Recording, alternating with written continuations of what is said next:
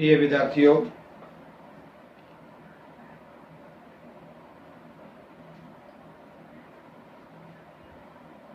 आज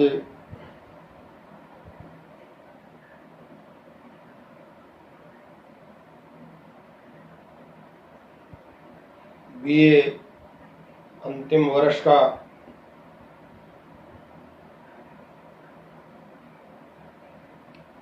व्याख्यानमाला में भक्ति काल की क्या क्या विशेषताएं हैं और भक्ति काल को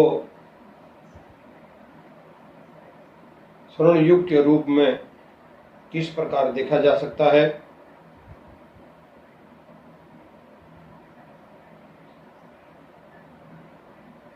मध्यकाल की जैसी भी परिस्थितियां थी, जैसा भी वातावरण था, लेकिन भारतीय संत परंपरा ने, भारत के संत साहित्य ने मध्यकाल की उन परिस्थितियों को चार चांद लगाए। आज उसी विषय को लेकर व्याख्यान होगा। व्याख्यान की इस माला में कल हमने भक्ति काल के बारे में चर्चा की थी।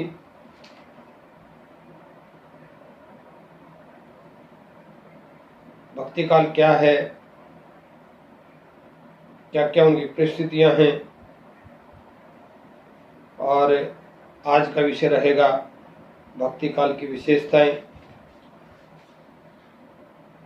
भक्तिकालीन साहित्य को सबसे बड़ी विशेषता यह है कि उसमें भारतीय संस्कृति और आचार विचार की धर्म और दर्शन सुरक्षित रहा है, रक्षा हुई है, जिसमें मुस्लिम शासक क्रूर एवं अमानवीय तरीके अपनाकर इस्लाम के प्रचार के लिए हिंदू संस्कृति पर तीखे प्रहार कर रहे थे। उसमें भक्त कवियों ने हिंदू समाज के अस्तित्व की रक्षा की, उसको बचाने का भरसक प्रयत्न किया।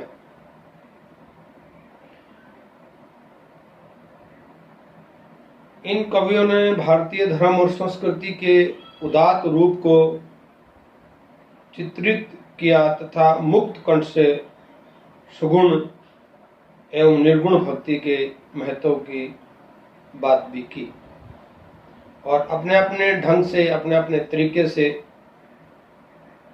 समाज में व्याप्त बुराई, अशांति को दूर करने का प्रयास किया। डॉक्टर श्याम सुंदर दास ने स्पष्ट शब्दों में कहा है कि हिंदी चरम उन्नति का काव्य भक्ति काल का काव्य है, जिसमें उसके साहित्य के साथ साथ हमारे जातीय का सामंजस्य स्थापित हो सका।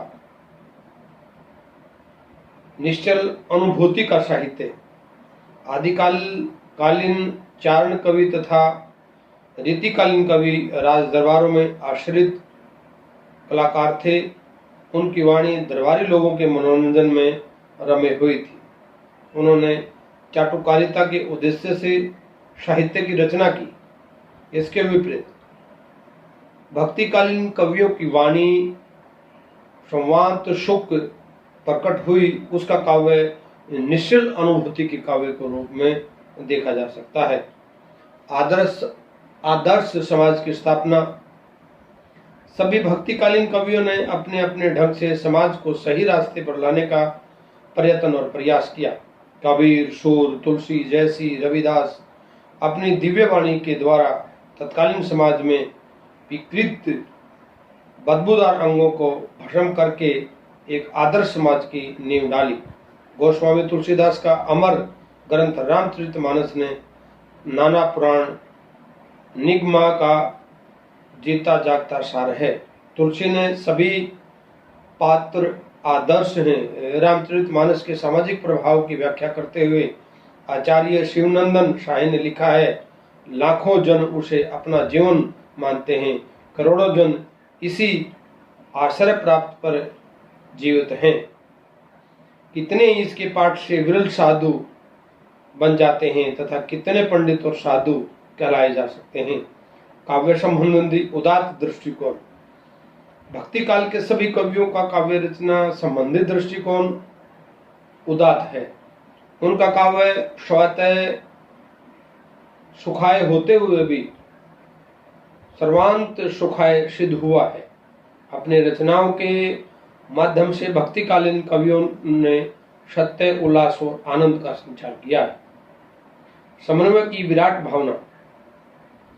भक्तिकालीन साहित्य समन्वय की उदार भावना तथा विराट चेष्टा को अपने अंदर समेटे हुए। कबीर, सूर, तुलसी और जैसे दिग्गज कवियों ने मानव जीवन के विविध रूपों में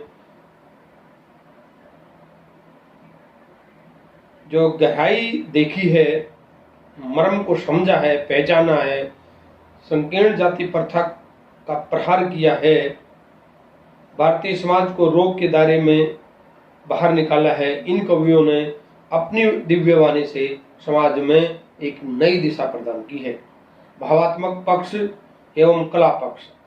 डॉक्टर शिव कुमार शर्मा ने यह उचित ही लिखा है कि भक्ति काव्य के मत्स्य और मत्स्य लोक का एक सुगत संयोग है। उसमें भाव पक्ष और कला पक्ष परस्पर घुल मिल गए हैं और उन्हें पृथक करना आसान नहीं है।